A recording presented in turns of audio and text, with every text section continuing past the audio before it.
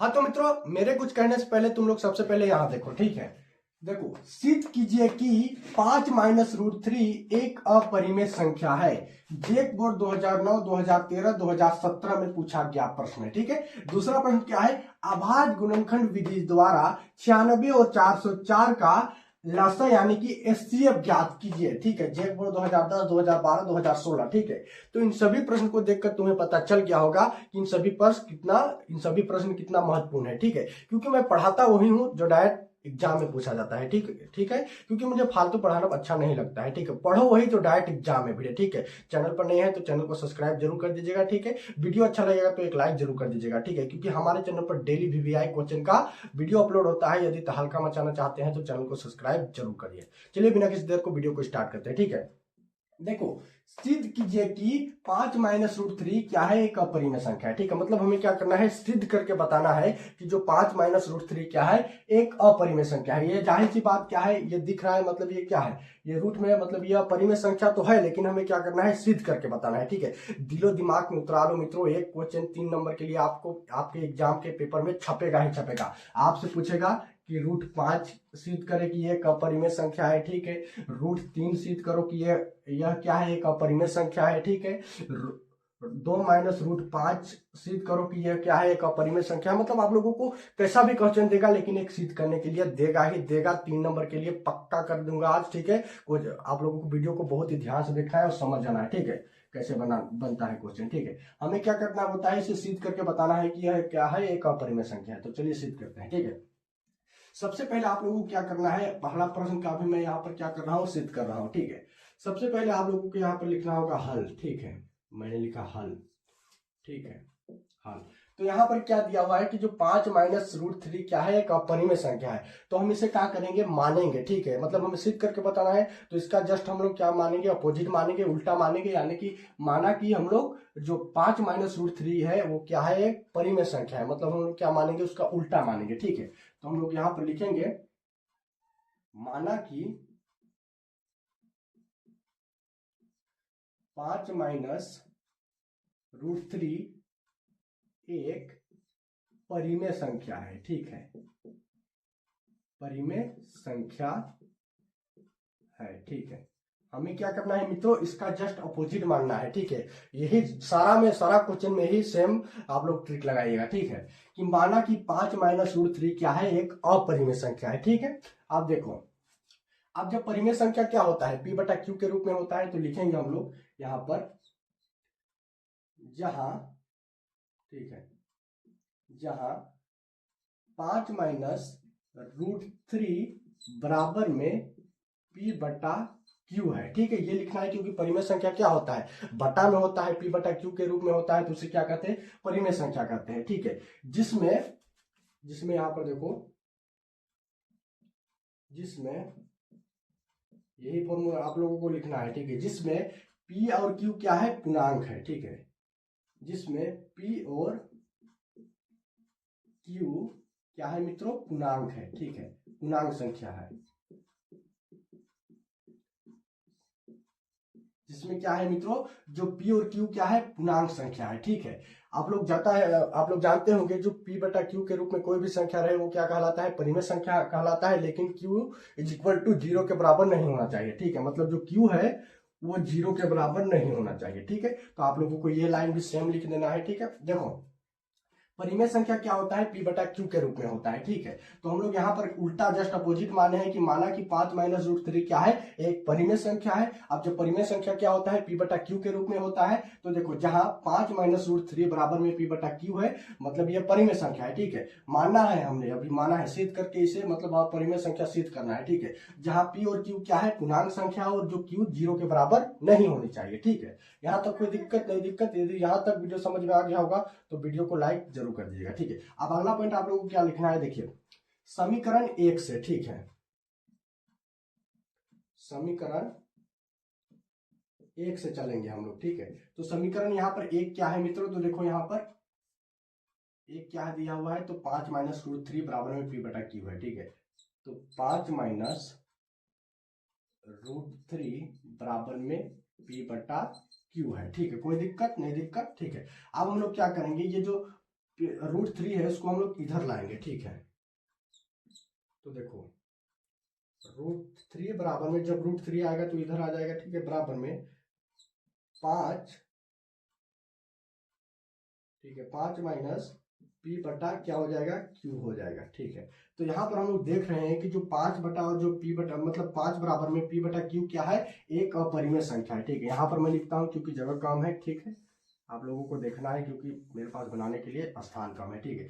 इसको देखिए यहाँ पर हम कह सकते हैं कि जो 5 बराबर में P बटा Q क्या है, एक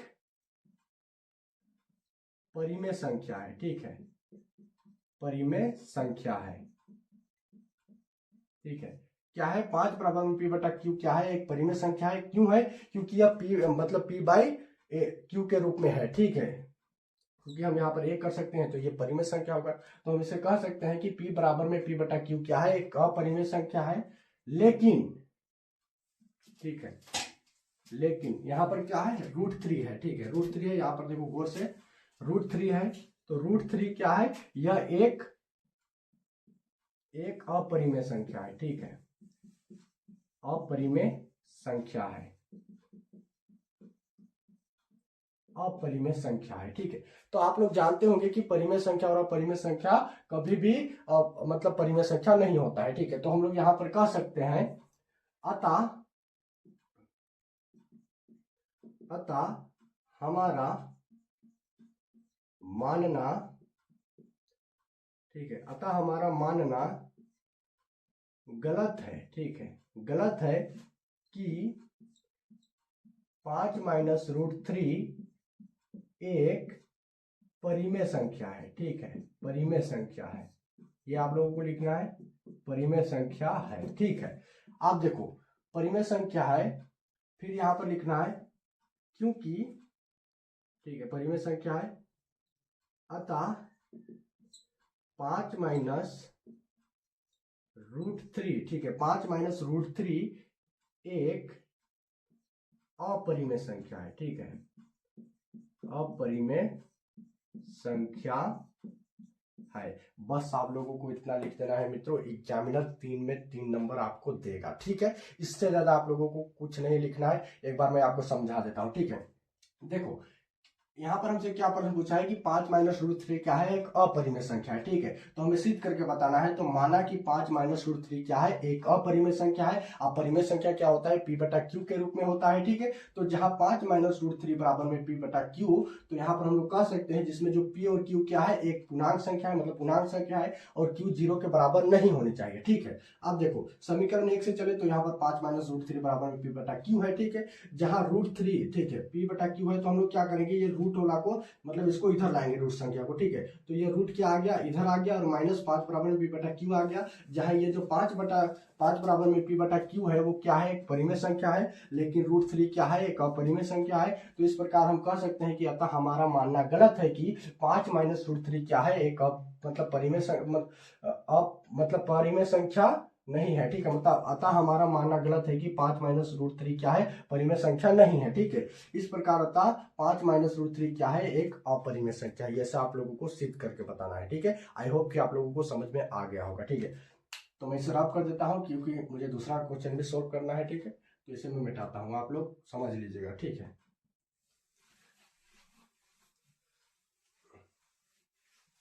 आप देखो अगला प्रश्न क्या पूछता है मित्रों आप लोगों से, ठीक है। एक क्वेश्चन यहाँ पे से भी फिक्स रहता है कि अभाज्य गुणनखंड विधि द्वारा 96 और 404 का क्या करना है, लसक ज्ञात करना है, यानी कि HCF ज्ञात करना है, ठीक है। तो HCF कैसे निकालता है मैं बताता हूँ, ठीक है। सबसे पहले क्या करना होता है ना, देखो लसक, मतलब लसक निकालने के लिए हम इस सबको अभाज्य गुणनखंड करेंगे, ठीक है। तो यहाँ पर देखो 96, ठीक है, 96 का हम लोग अभाज्य गुणनखंड करेंगे, ठीक है।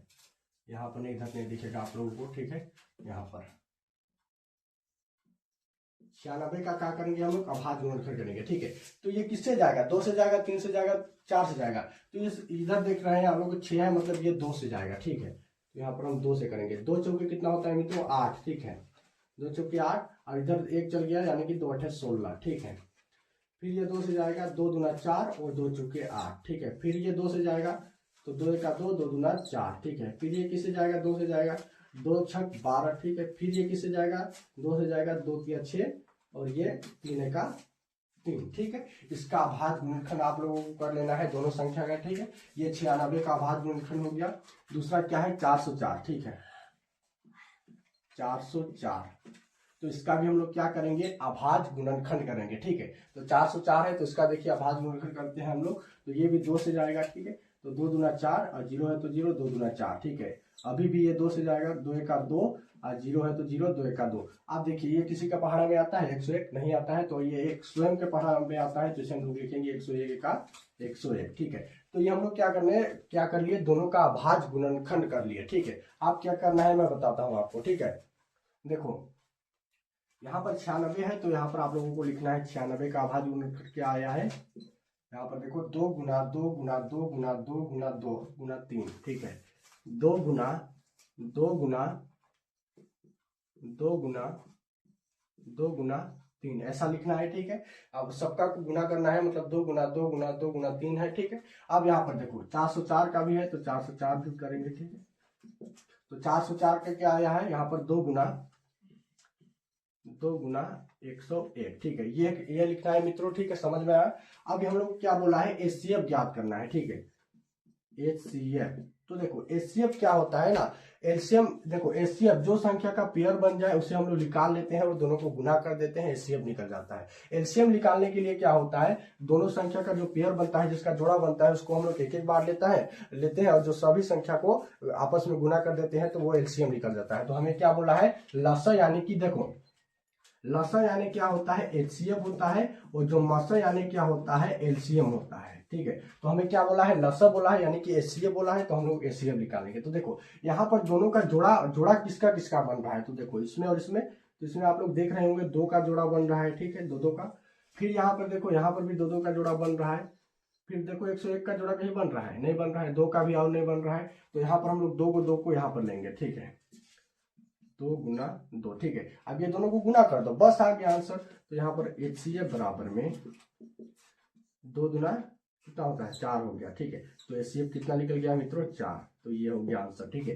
एकदम वीवीआई क्वेश्चन है मित्रों, इस तरह का प्रश्न अक्सर एग्जाम में पूछा जाता है, ठीक है। आप इसी तरह से प्रश्न चाहते हैं तो हमारे चैनल को जरूर लाइक और सब्सक्राइब कर दीजिए, ठीक है। अगर वीडियो अच्छा लगा होगा तो एक लाइक जरूर कर दीजिएगा और कमेंट में बताइएगा आप लोगों को किस तरह से प्रश्न